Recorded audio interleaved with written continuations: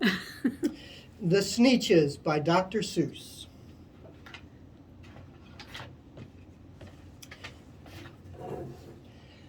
The star-belly Sneetches had bellies with stars, but the plain-belly Sneetches had none upon theirs.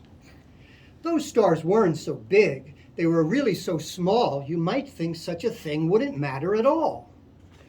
But because they had stars, all the star-belly Sneetches would brag and say, "We're the best kind of Sneetches on the beaches."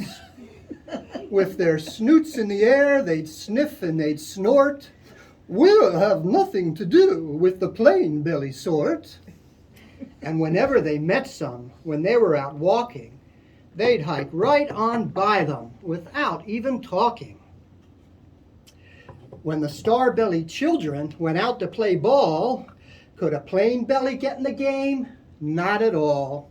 You only could play if your bellies had stars, but the plain belly children had none upon theirs.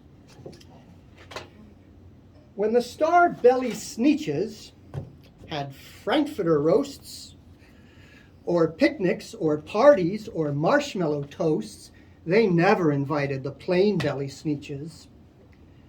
They left them alone in the cold of the beaches. They kept them away and never let them come near. And that's how they treated them year after year. But then one day, it seems, while the plain belly Sneetches were moping and doping alone on the beaches, just sitting there wishing their bellies had stars, a stranger zipped up in the strangest of cars. "My friends," he announced in a voice clear and keen, "my name is Sylvester McMonkey McBean. I've heard of your troubles. I've heard you're unhappy, but I can fix that. I'm the fix-it-up chappie. I've come here to help you, and I have what you need. My prices are low, and I work with great speed, and my work is 100% guaranteed." Then Sylvester McMonkey McBean put together a very peculiar machine. And he said, "My friends, you want stars like a star-belly Sneetch? You can have them for $3 each. Just pay me your money and hop right aboard." So they clambered inside, and the big machine roared, and it thumped, and it bumped, and it burped, and it jerked, and it bopped them around. But the thing really worked. When they came out, they had stars. They actually did. They had stars upon theirs. And they went to the ones who had stars at the start and said, "We're exactly like you. You can't tell us apart. We're all just the same now, you snooty old smarties. And now we can go to your frankfurter parties." "Good grief," groaned the ones who had stars at the start.